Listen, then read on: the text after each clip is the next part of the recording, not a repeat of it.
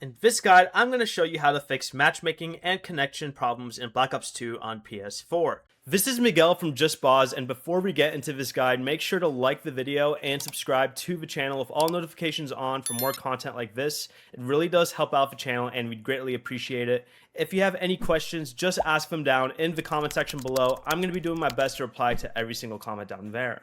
First, go ahead and restart Black Ops 2 on your PS4.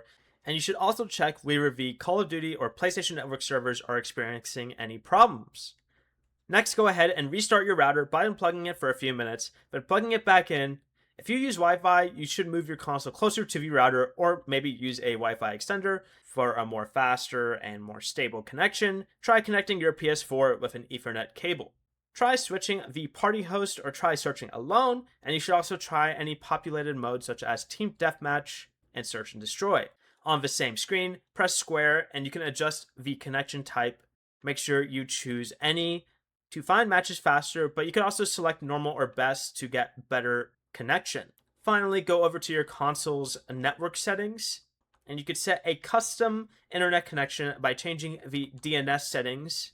For primary, set this to 1.1.1.1, and for your secondary DNS, do 1.0.0.1.